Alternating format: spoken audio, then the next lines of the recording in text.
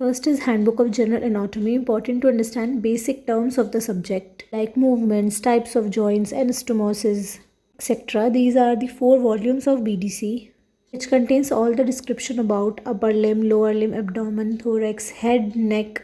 This is the standard book. It contains diagrams, tables, point-wise description of topics, good headings, easy to understand language, diagrams, clinical anatomy and few cases too.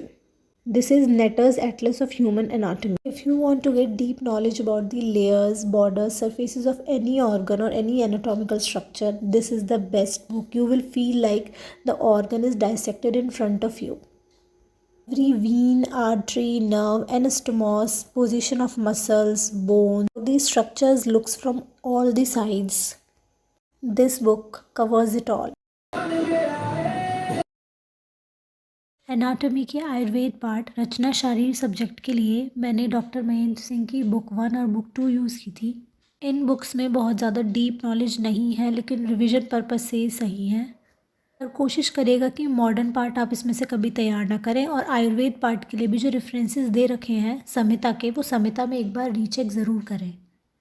ये photo states हैं दीपाली निजवंते की book के। ये भी NCISM based एक रचना शारीर की book है। इस बुक में डॉक्टर महेंद्र सिंह की बुक से बेटर डिस्क्रिप्शन दे रखा है, बट स्टिल आपको संहिता रेफ़र करनी चाहिए क्योंकि अब एग्ज़ाम्स टफ आते हैं। फॉर मॉडर्न पार्ट मैंने P. सेमुलिंगम की बुक पढ़ी। ये इजी टू रीड बुक है, इसकी लैंग्वेज काफ़ी इजी है। मैकेनिज़म्स, फ्लो चार्ट्स, टेबल्स आपको कोई भी चीज़ जल्दी याद करने में मदद करेंगे। आयुर्वेदिक पार्ट के लिए मैंने शिव कुमार गौड़ की बुक रेफ़र करी, जो मोस्टली कॉलेजेस में रेफ़र की जाती है, और एक्स्ट्रा के लिए जयराम यादव की बुक रेफ़र करी। इसमें एक्स्ट्रा नॉलेज है थोड़ी सी आपको अगर चाहिए।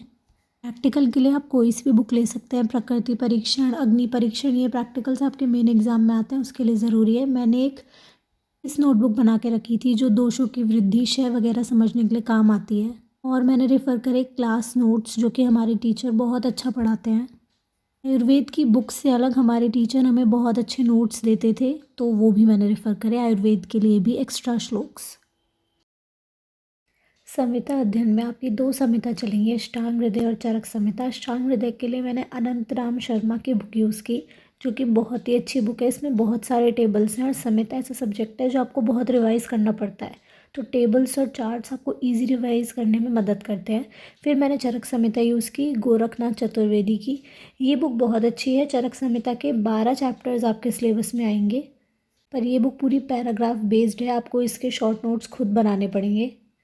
शॉर्ट नोट्स बना के मैं तो बुक में ही स्टिक कर लेती थी। आपके सिलेबस में तंत्र दोष, तंत्र गुण, अष्टविध प्रश्न, त्रिविध शिष्य, ये सब भी आएगा, तो वो भी आपको इसी बुक में मिल जाएगा। वो आपके प्रैक्टिकल यूज़ के लिए ज़्यादा ज़रूरी होता है।